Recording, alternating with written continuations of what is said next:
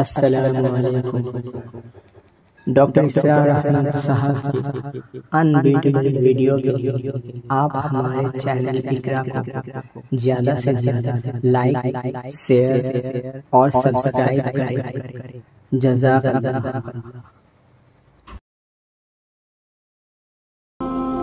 وقال لهم نبيهم إن آية ملكه أن يأتيكم التابوت فيه سكينة من ربكم وبقية مما ترك آل موسى وآل هارون تحمله الملائكة۔ اور ان سے کہا ان کے نبی نے کہ طالوت کی بادشاہت کی ایک نشانی یہ ہوگی کہ وہ صندوق جو تمہارے سے جاتا رہا چھن چکا ہے، جس میں سکینہ ہے، تمہارے لیے تسکین کا سامان ہے تمہارے رب کی طرف سے، اور بقیت مما ترک آل موسیٰ و آل ہارون، اور کچھ تبرکات ہیں جو آل موسیٰ اور آل ہارون کے اس صندوق میں رکھے ہوئے ہیں، تحملہ الملائکہ، وہ ملائکہ کی تحویل میں ہے۔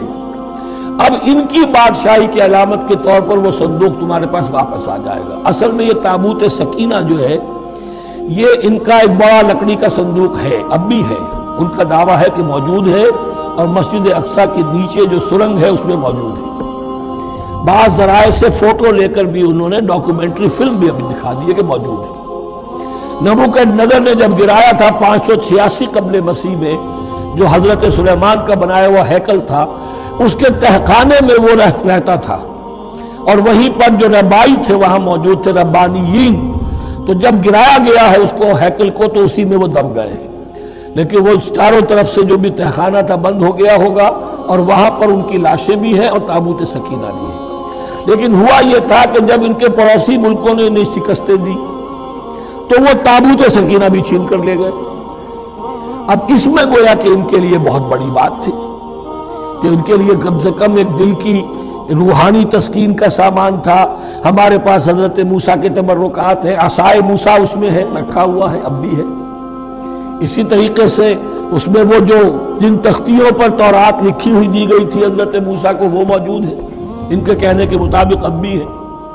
تو اس طریقے سے ان کے لیے تسکین ہوتی تھی، جیسے کہ مسلمان کو خانہ کعبہ کو دیکھ کر تسکین ہوتی ہے، تو فرمایا اس میں تمہارے لیے سکینت بھی ہے، اور تمہارے آل موسیٰ اور آل ہارون کے تبرکات بھی ہیں۔ تحملہ الملائکہ، اس وقت وہ ملائکہ کی تحویل میں ہوا یہ کہ جہاں وہ تابوت لے گئے ان کے دشمن، وہاں پلیگ آ گئی۔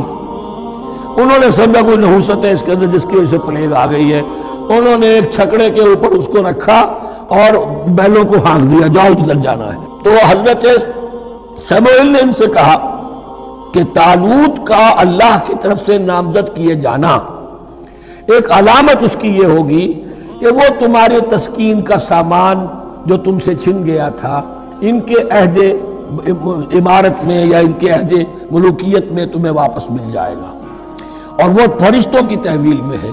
تو ایک روز وہ چھکڑا جو ہے وہ لیے ہوئے وہ تابوت ان کے ہاں پہنچ گیا۔ ان فی ذلک لآیۃ لکم ان کنتم مؤمنین، یقیناً اس میں تمہارے لیے نشانی ہے اگر تم ماننے والے ہو۔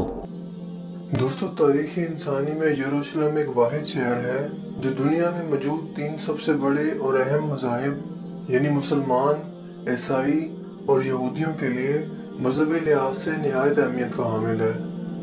اس شہر کی تاریخ نہایت ہی پرانی ہے، اور کئی مرتبہ اس پر حملے بھی ہوئے جس کے دوران یہودی دربدر ہو کر رہ گئے۔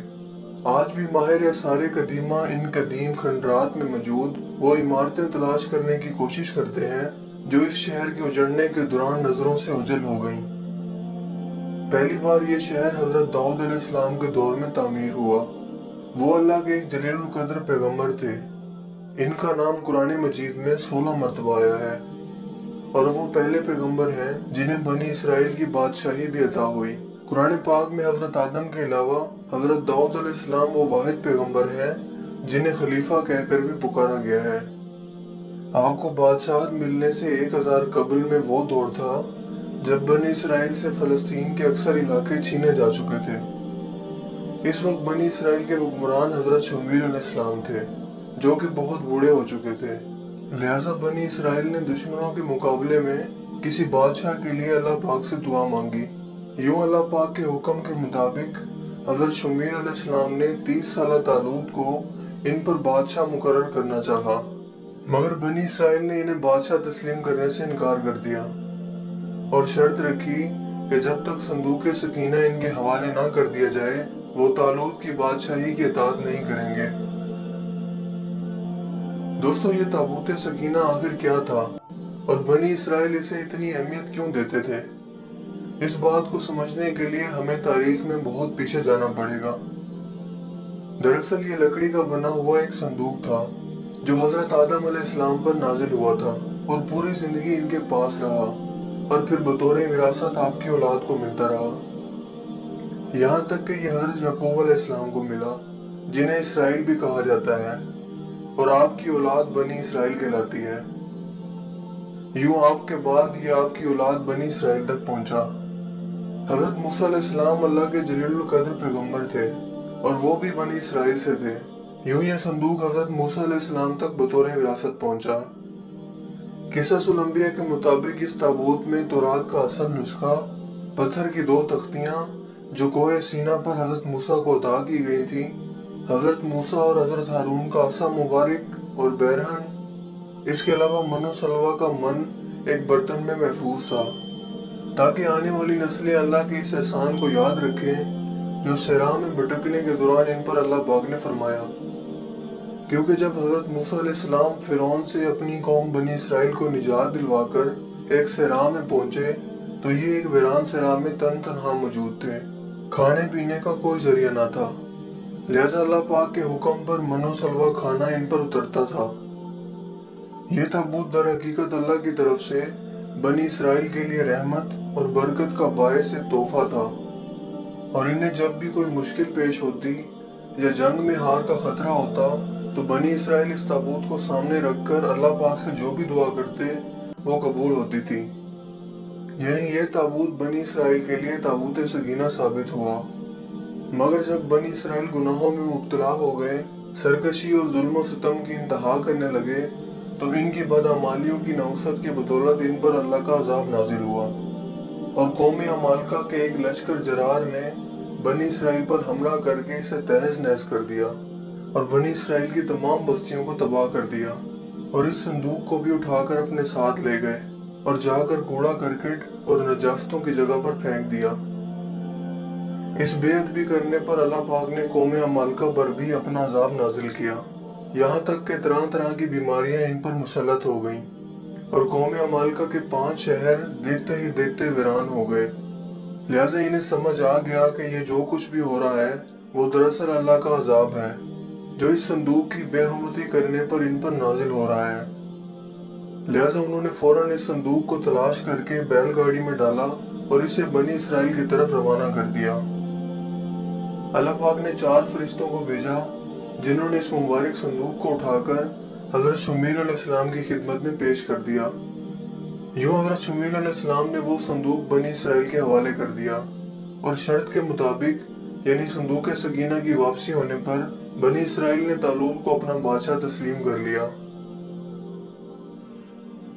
दोस्तों, हजरत दाऊद अलैहिस्सलाम ने तालूत के लश्कर में कम उम्री में शमूलियत इख्तियार की। इस वक्त दुश्मन फलस्तीनियों के सिपा सलार जालूत ने इसराइलियों को मुकाबले की दावत दी, मगर पूरे इसराइलियों में से किसी में भी इससे मुकाबला करने की हिम्मत ना थी।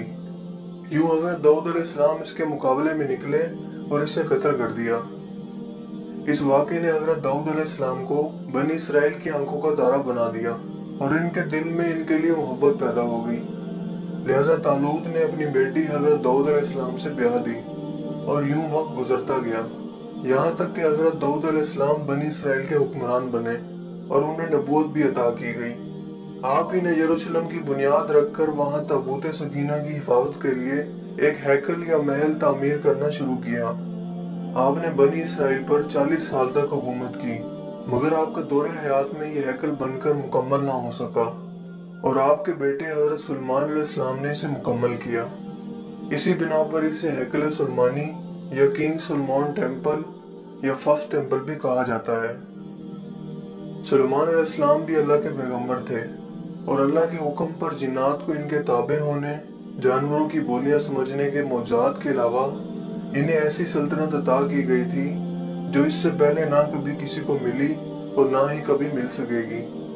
जिस के लिए उन्होंने खुद अल्लाह पाक से दुआ की थी।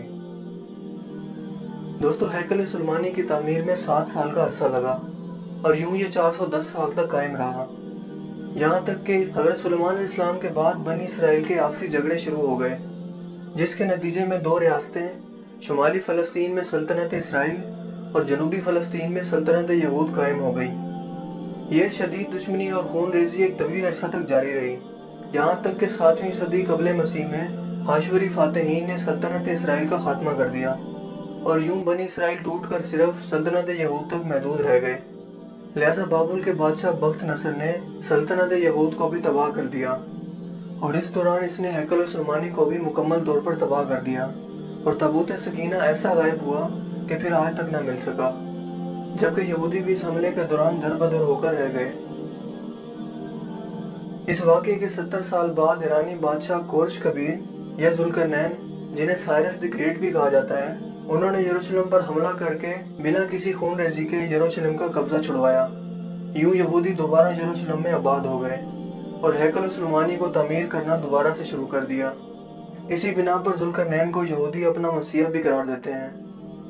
इस दौरान हैकल सुलेमानी दोबारा बनकर तामीर हुआ, लेकिन ये तामीर भी सिर्फ 430 साल तक कायम रह सकी, जबकि इस दौरान ताबूत सकीना को भी यहाँ वापस न लाया जा सका, जो पहले हैकल की बर्बादी के दौरान गायब हुआ था और दोबारा कभी नहीं मिल सका था। इसी अरसा के दौरान यहूदियों ने रोमियों के खिलाफ बगावत की नाकाम कोशिश भी की। लिहाजा 70 ईस्वी में रोमन हुक्मरान टाइटस ने यरूशलेम को हमला करके तबाह कर दिया और यूं हैकल सुलेमानी भी दूसरी मरतबा तबाह हो गया। इस हमला के दौरान तकरीबन 1.5 लाख यहूदी मारे गए, जबकि हजारों को गुलाम बनाकर जंगली जानवरों के आगे डाल दिया गया। इस खून खराबे के बाद कोई यहूदी ये बताने के लिए भी जिंदा न बचा कि संदूक सकीना का क्या बना। मगर दोस्तों, आखिर ये संदूक सकीना इस वक्त कहाँ मौजूद है? इस मौजू पर दुनिया के मुख्तलिफ हिस्सों से मुख्तलिफ दावे सामने आते रहते हैं। मिसाल के तौर पर कुछ यहूदियों का इसके बारे में दावा है कि वो उर्दन के इलाके जबल नेबू के इलाके में कहीं मौजूद है, जबकि कुछ लोग इथोपिया के गिरजाघर में इसकी मौजूदगी का दावा करते हैं। जबकि कुछ लोगों का ये मानना है कि ये मलका बरतानिया के तख्त के नीचे मौजूद है, जहां मलका की तख्त पोशी की जाती है।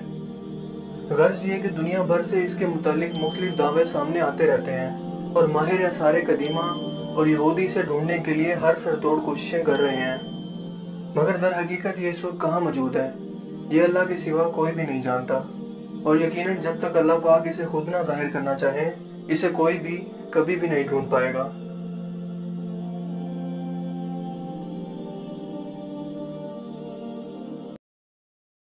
Thanks for watching.